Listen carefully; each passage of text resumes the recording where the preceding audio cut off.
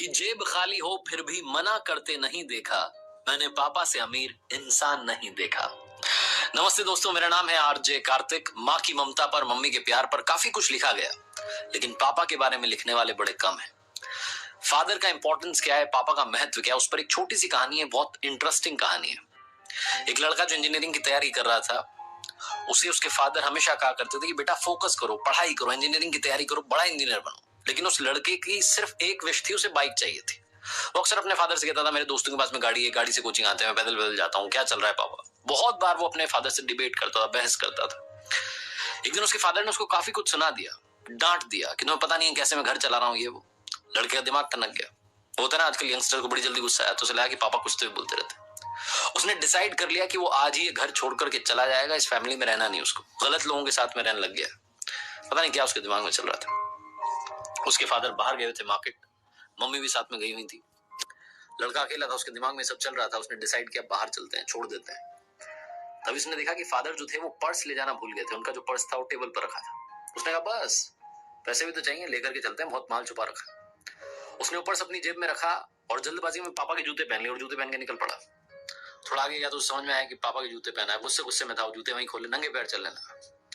पैर में कांटा चुभ गया, तब भी चले जा रहा था, बड़बड़ा रहा था, मेरे पापा ऐसे वैसे, बेकार आदमी, ये है वो है। घर पे मुझे एक मेरी विश थी, वो भी कंप्लीट नहीं कर पा रहे। बहुत कुछ सोच रहा था। उसके पैर में से खून बहने लगा, उसे दर्द होने लगा, तो उसने सोचा थोड़ा आराम कर लेते हैं सड़क किनारे।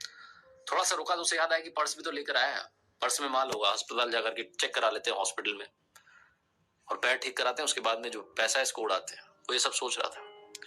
अस्पताल जाने से पहले उसे लगा कि एक बार पर्स देख तो लें, इसमें पैसा कितना है। तो उसने वो पर्स खोल करके देखा तो चौंक गया। अंदर सिर्फ 100 की नोट रखी थी। पर्स वैसे तो बड़ा मोटा दिख रहा था, लेकिन अंदर कागज ही कागज रखे थे। उसे फिर से गुस्सा आने लगा कि मेरे पापा क्या कर रहे हैं, बिल्कुल गरीब है क्या, 100 की नोट रख रखी है बस। फिर उसे लगा इतने सारे कागज हैं, देखता हूं क्या कागज है। पहला कागज निकाला तो पर्ची थी उधारी की। उसके फादर ने उनके दोस्त से 40,000 रुपए उधार लिए थे लैपटॉप खरीदने के लिए। वो लैपटॉप जो 1 साल पहले से लड़का जिद कर रहा था, पापा दिलाओ पापा दिलाओ। बड़ी मुश्किल से पैसे जुगाड़ करके उसे लैपटॉप दिलाया था, वो भी उधार वाले पैसे थे। वो पैसे चुकाने हैं, इस बात की पर्ची थी। उसको धीरे धीरे रियलाइज होने लगा, उसको समझ में आने लगा कि लाइफ क्या है। बाकी की पर्चियां देखने लगा, सारी पर्चियां जिम्मेदारी की थी।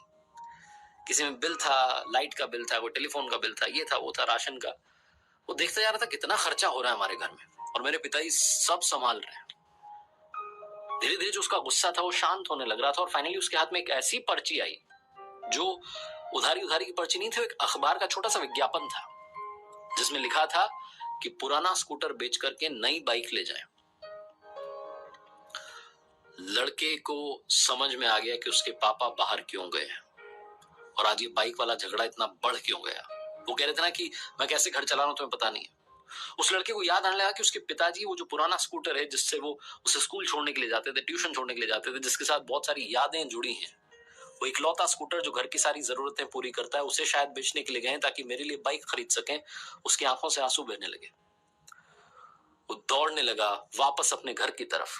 पैर में कांटा चुभा है, खून बह रहा है, बहने दो। दौड़ करके घर पहुंचा तो वहां फादर नहीं थे, मम्मी भी नहीं थी, मार्केट गए हुए थे। वो जो अखबार का विज्ञापन का टुकड़ा था उसमें पता देखा और उसी पते पर फटाफट से पहुंच गया। देखा तो पापा वहां पर बात कर रहे थे, स्कूटर बेचने की तैयारी चल रही थी। उसने पिताजी के पैरों में गिर करके माफी मांग ली कि पापा नहीं, स्कूटर मत बेचिए, मैं एक दिन इंजीनियर बनूंगा, कमाल का बनूंगा और बहुत सारा पैसा कमाऊंगा। ये दिन वापस नहीं आने दूंगा, आप प्लीज ये स्कूटर से वापस चलिए ना, घर चलते हैं, इसके साथ बहुत यादें जुड़ी है, इसको घर में ही रखना है।